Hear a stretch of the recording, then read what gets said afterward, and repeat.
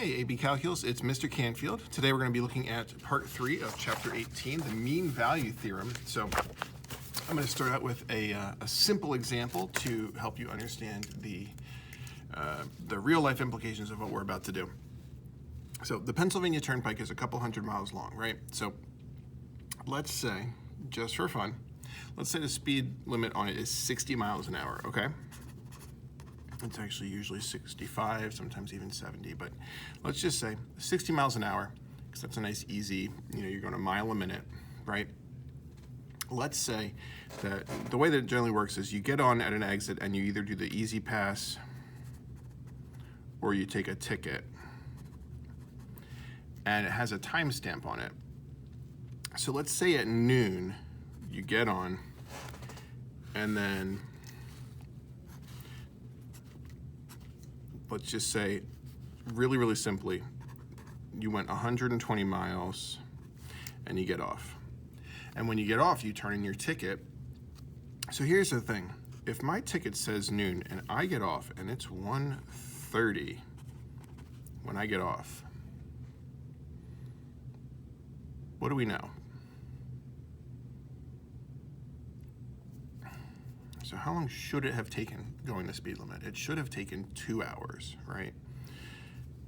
1:30 is only an hour and a half. This means it's guaranteed that I went faster than the speed limit at some point, maybe even the whole time. So I get pulled over, cop gives me a ticket, he goes, "You definitely were speeding." And I'm like, "Prove it." And he's like, "Okay, I'll prove it. You are a differential," no, just kidding. So the mean value theorem is what proves this, but you can use some logic here to just kind of think about it. There's no way to get here unless you're speeding. There's no way to get here at this time unless you're speeding. And that's really all the mean value theorem is. I mean, it's more than that. It's more than, here we go. I'm glad they don't actually do that though.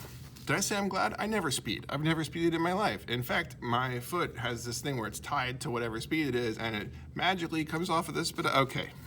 Mean value theorem. You are allowed to abbreviate MVT, mean value theorem. So this is different than the intermediate value theorem. So let's think about this. Intermediate meant somewhere in the middle. Mean means angry. No, mean means you're a jerk. Mean means average. There we go, that's the right word. So average value theorem. So what we're gonna do is we're gonna be able to look at the average rate of change and compare that to the actual rate of change. And the mean value theorem just says that the two are gonna be equal to each other at some point, as long as we've got a continuous differentiable function. So as always, we need continuous, we need differentiable. So this is kind of like, if you don't have that, you can't use your theorem. And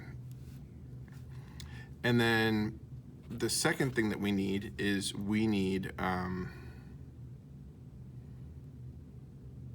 that's it. As long as you have that, you also need to find average value or average rate of change. And quiz yourself right now. What's the average rate of change? Like if there's f of x, what's the average rate of change or the average derivative? What'd you get? The average rate of change of f of x is using f of x. You don't use f prime. Remember, rate of change has to do with derivative. But it's y2 minus y1 over x2 minus x1, or fancily put, f of b minus f of a over b minus a. That's average rate of change. You need to know that cold. So if you knew it, great. If you don't, that's one of those things I would write down. I would have some kind of compendium of things like a formula sheet or a formula book, and this would be one of the things I'd put in there. Average rate of change should just be an easy formula that you know. It's not, you don't need to do any hard thinking about it. So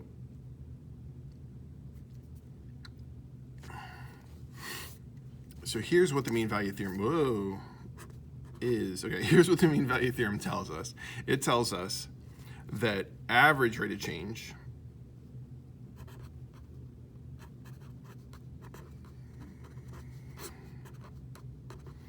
is equal to actual rate of change at some point C, where C is on A to B,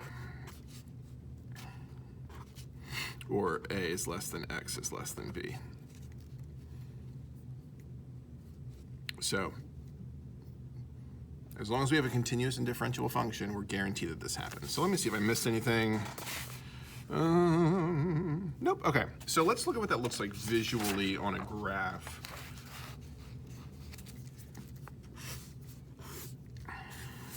Okay, so here's some random function, and I'm gonna pick a random point A. I'll pick here for A, then I'll pick here for B. All right, and what we're gonna do is we're gonna calculate the average rate of change between A and B. Calculate, I don't have the actual function, but you know, we could calculate the average rate of change. And the average rate of change turns out to be the slope between those 2 points.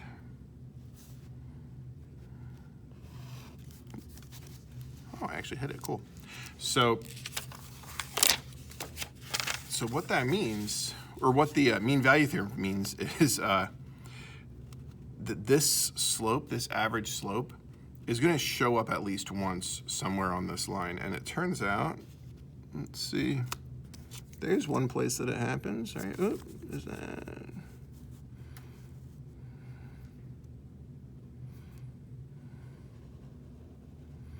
Looks like it even happens up here somewhere.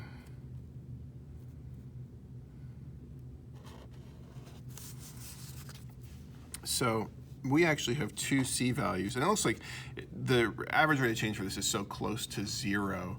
That's why it's happening really, really close to mins and maxes.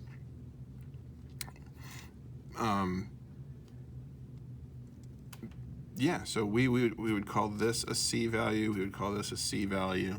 Maybe you could call this C1. You call this C2. But it could happen more times too, with a different situation.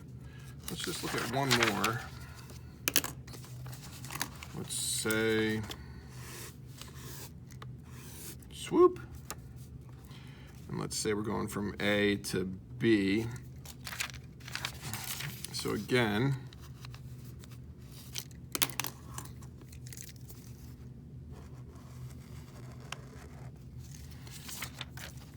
good enough, right? So A to B, if I look for a line that's parallel to that, looks like right there, we have a tangent line that's parallel to it. So we'd be able to call this C. And that's the formula, that's the theorem. So let's look at examples and see the kinds of questions that we could be asked about this. All right.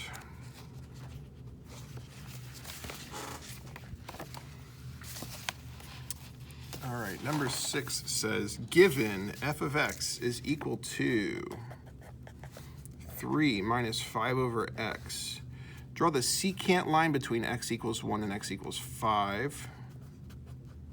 If you don't know what secant line is, make sure you write something down about that as I explain it, because that's another thing that you should just know. On the figure to the right, and draw the tangent line at the value of c, which appears to be the conclusion of the mean value theorem.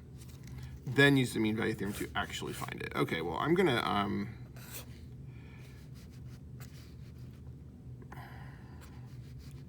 do a rough estimate here, because I don't want to.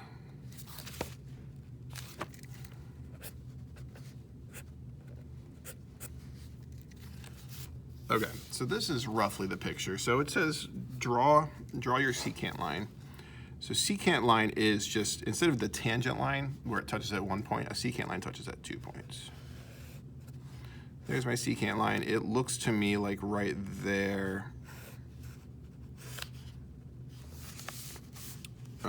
Maybe at x equals 2. So my guess is that at x equals 2, the average value and the exact value are going to be the same. So now let's look at how we actually do this, how we actually find our c value. So first thing we do is we find the average rate of change between a and b, which is f of a minus f of b. So it's f of 5. Now I'm going to find f of 5 over here. So 3 minus 5 over 5. Oh, 5 over 5 is 1, so 3 minus 1 is 2. Okay, so f of 5 is 2. F of 1 is 5 over, oh, okay. So it's 3 minus 5, which is negative 2. Okay, so I do that so that then I can say f of 5 minus f of 1 over 5 minus 1. And I can call this whatever I want. So there's a fancy thing I can do. Since I defined f of 5 to be 2 and f of 1 to be negative 2, like now I can just use them symbolically. And I could call this, maybe I call this v. This is like, I've never picked that letter before. It's just what I picked right now. You can pick any letter you want. I could say v is equal to blah, right? So that's going to be, and there are other problems where v would actually be a bad choice. So don't say, okay, we always say this is v. No, I'm just saving myself some thinking later, potentially, or making it worse for myself. All right, so f of 5 was 2 minus f of 1 was negative 2 over 4. Oh, 2 minus negative 2 is 4. So 4 over 4, we get 1. Okay. So this is my average rate of change from 1 to 5. Mean value theorem says as long as it's continuous and differentiable. Oh no, I didn't check to see if it's continuous and differentiable. Oh no, I don't know if I'm allowed to use mean value theorem. This is a very, very easy mistake to make. Am I allowed to use mean value theorem? Well, 3 minus 5 over x, this actually is not differentiable everywhere. And it's not continuous everywhere, sorry. Because we have a fraction here with x on the bottom. This is not continuous when x is equal to 0. And so if 0 was on my interval, I actually wouldn't be allowed to use mean value theorem. Fortunately, we're going from 1 to 5, so it's fine. But that's always something that we need to be checking for and thinking about. And it's not asking me to formally prove anything, so I don't need to like prove that, but it's definitely worth double checking. A big theme of the AP exam is they'll give you things that aren't continuous or differentiable.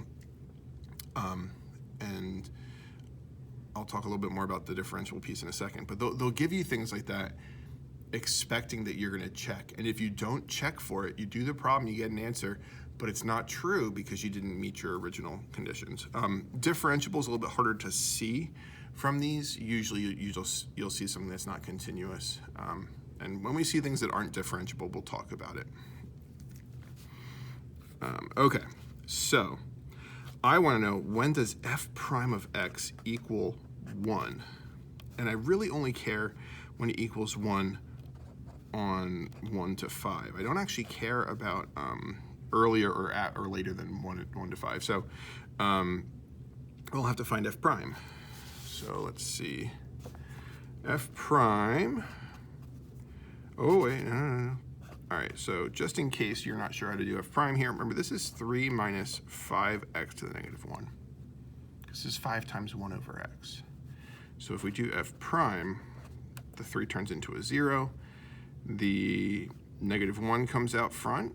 So negative 1 times negative 5 is 5x to the negative 2. So this is 5 over x squared. Our negative exponents flip. So I want to know, when does 5 over x squared equal 1? And this is solvable. We could multiply both sides by x squared, take the square root of both sides, and we get plus or minus the square root of 5 is equal to x. But remember, we only care between 1 and 5. So I don't care about the negative 1. I only care about the positive 1. The square root of 5 is like 2 point something, so it's right there in our interval. So we could say that c is equal to the square root of 5. And let's talk about like what the heck just happened. So we had some function and we said, hey, on this interval, since it's continuous and differentiable on this interval, I know that this and f prime have to be the same somewhere. And the theorem's done there. The theorem's like, that's true, that's great. Remember, it's one of those existence theorems.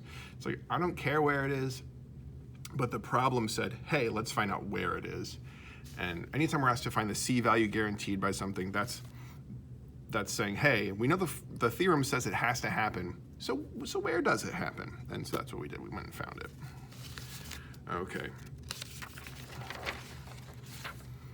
Find the equation of the tangent line to the graph of at the point that is the solution of the mean value theorem confirmed by a calculator. All right, 2x plus sine x plus 1.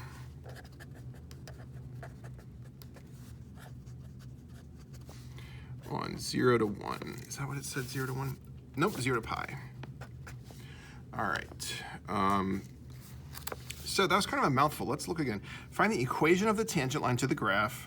So that's where we can use point slope form. Equation of a tangent line, we're going to need an exact slope and we're going to need a point, but let's see. At the point that is the solution of the mean value theorem. Solution, I don't know if I'd use that phrasing. Yeah, it's fine. So basically we're trying to find C and then we're going to write the equation of the tangent line. So that's like for this last one. Not only did it want us to find C, but now it wants us to find C and write the equation of this line here. So, okay, well, first things first, is this continuous and differentiable? I did it right this time. I asked myself this question first. So polynomials are and sines and cosines are, so like 2x is fine, 1's fine, and then sine of x is fine, and a bunch of continuous things added together is just more continuity. So we're good, and they're all differentiable. It's all differentiable stuff. If I saw square roots, that would be a red flag. If I saw a tangent, that'd be a red flag. Remember, tangent looks kind of like a heart monitor. Has a lot of asymptotes. If I saw a fraction with x underneath, that's another red flag. Those are the red flags to look for. Normal adding things together, nothing like that, we're good. Okay, so let's find f of pi first. Well, that'll be 2 pi plus sine pi plus 1, and sine of pi, let's see, on our circle, that's over here, all right? So the y coordinate there is 0. So that's 0, so 2 pi plus 1. All right, this is, you could get the decimal for it. We're gonna leave it as 2 pi plus 1. It's gonna be better in the long run to handle it like this, because we're gonna want exact answers. All right, f of 0. So we just falcon punch our stuff in here. Little F0 joke for you. All right, well, 2 times 0 is 0, sine of 0 is, it's over here. So sine of 0 is also 0, so this is just 1. Okay. And you might be like, I don't see how this is gonna be nice. Well, check it out. If we do f of pi minus f of 0 over pi minus 0, well, f of pi is 2 pi plus 1. We're subtracting 1. We're dividing by pi. So the 1's cancel. Oh, and then the pi's cancel, right? We're going to have 2 pi over pi. So we're looking for we just have the number 2. So what is this? Ask yourself, what is this? What's this 2? What did I just find? What did I just do? What the heck is this? This is average rate of change. Average f prime. So our average f prime is equal to 2. Mean value theorem says, why am I looking at my paper? Mean value theorem says f prime actually equals 2 somewhere on that interval we just looked at.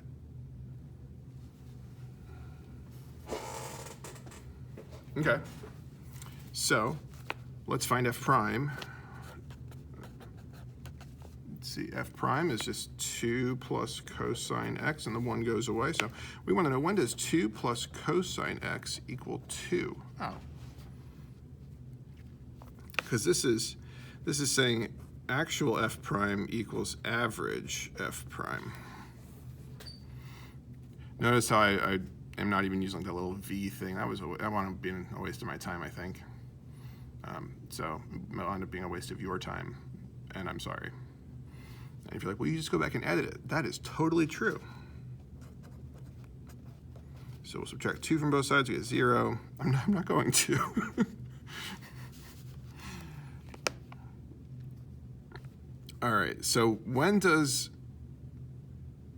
cosine equal 0 between 0 and pi? Right, we're on this interval. So cosine of 0, let's see, cosine of x equals 0 here and here, right? But that's pi. This is over pi, so this is the only one we actually care about. This is at pi over 2, so this is pi over 2. So that's our C value. That's that guaranteed place. And so what I can do is, that's an important part of our answer. So the question said, find the equation of the tangent line at C. That's the short version of the question. So I can say y minus, I don't know the y value, x minus the c value pi over 2. And here you could actually say x minus c, since I've now defined this to be c, but I'm just gonna leave it like that. Don't know the y value. Ooh, we do know the slope though, right? The whole point of c is that c is the, that slope, the same slope as the average slope. So I know it's gotta be 2, because we calculated that earlier. And then, I just need to find the y value. And the way we find the y value is we go back to f of x. And we plug in the x value, right? Our x value is pi over 2.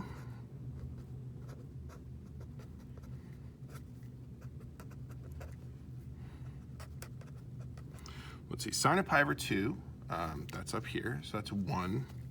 So the 2's cancel here, so we get pi plus 1 plus 1. Or pi plus 2. So it looks kind of silly, but I can write pi plus 2. Just, make sure you put in parentheses there. And you can leave it. You can leave this the way it is. You don't need to clean this up and make it look nicer.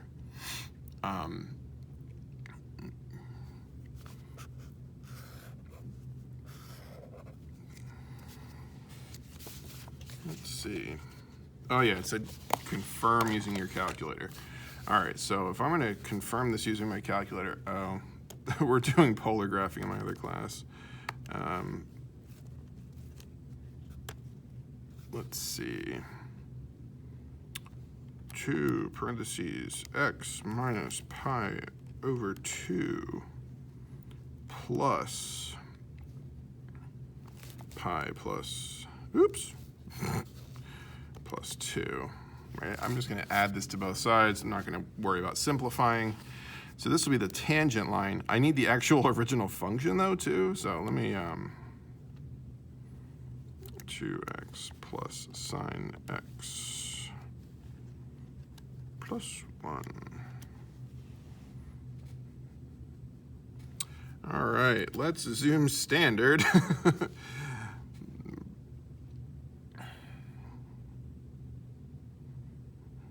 Well, would you look at that?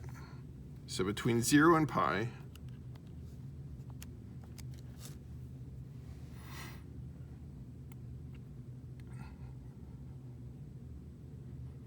looks like I made a tangent line, and it should be tangent at x is equal to pi over 2.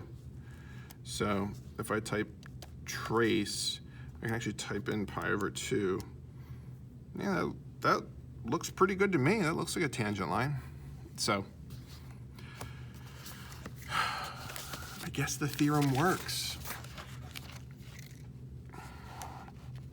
All right, the last one for the day. use your calculator to find the value of c that satisfies the MVT for 2 cosine x plus cosine 2x. 2 cosine x plus cosine 2x on 0 to pi. They use brackets. I'm just going to keep using parentheses. We're allowed to simplify our life and just use parentheses for intervals in this class. So use my calculator. Okay, well, let me, like, we want to, like, hardcore use our calculator. So I'm going to go into Y1, type this in. I'm going to go over to my table. Oh, I got to set my table up. You might already have it set up to make it so I can just type these in. So let's see, second table set, change my independent to ask. So I'm going to plug in 0. I'm going to plug in pi. Oh, let me make sure I'm in radian mode. I am. Okay. Oh, that's pretty nice. 0 goes to 3, pi goes to -1. So our average f prime is going to be -1 minus 3 over pi minus 0, which is -4 over pi. Ew, okay. And we want to know, when does this equal the derivative of that? And this is, so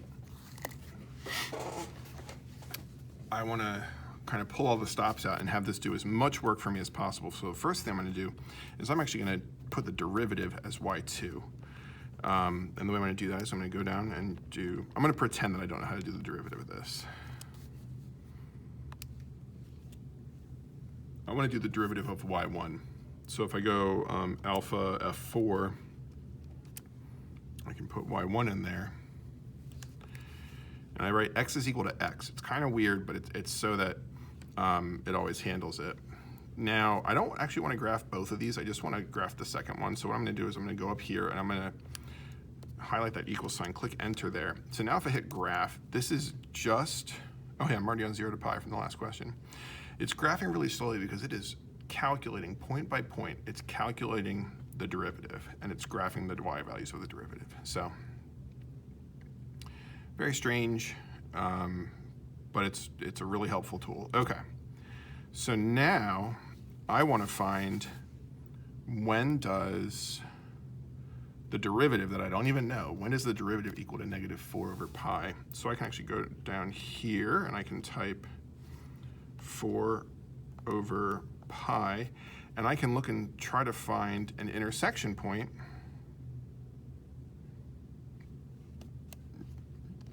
Okay, I was like, there isn't one. Yeah, you need a -4 over pi. Oh, it has to regraph it now. All right, so come back in a couple days, it'll be done. No. I'm so funny. So, do anything fun this weekend? Oh, it's done, okay. So, oh wow, there's actually 2 places where it touches on this interval. So I need to find both of them, so I'll use second calc intersect. If you've never gone through and done this before, it says first curve, and your cursor shows up. Basically what I'm going to do is we're going to have the calculator do some guessing. I don't want to have it guess somewhere in the middle here because it kind of looks in both directions at the same time. I don't want to give it an option. It keeps on looking until it finds an intersection point. So it could stop here or here. Instead, what I'm going to do is I'm going to restrict it, and I'm just going to say, you know what, I'm going to go past the intersection. So I move the cursor past the intersection, and I'm going to have it check somewhere over here. That way, as it's looking left and right, the first one it comes to, it'll be here and it'll stop. So first curve hit enter, second curve hit well, guess, okay. Click enter on guess, and it found one intersection point to be 1.748. Remember, we do 3 decimal places in this class. Now let's find this one. So same thing, I'll do second calc intersect. and I'm going to go to the left of the intersection. Again, I'm going so that I don't give it any options. The first intersection point it's going to find is the one that I want. That is how I like to do this. There's other ways to go through and do this. You could kind of let it do it for you and think through it that way, but this is how I'm going to do it. So I got 0.217, again, 3 decimal places. So here are our 2 different C values.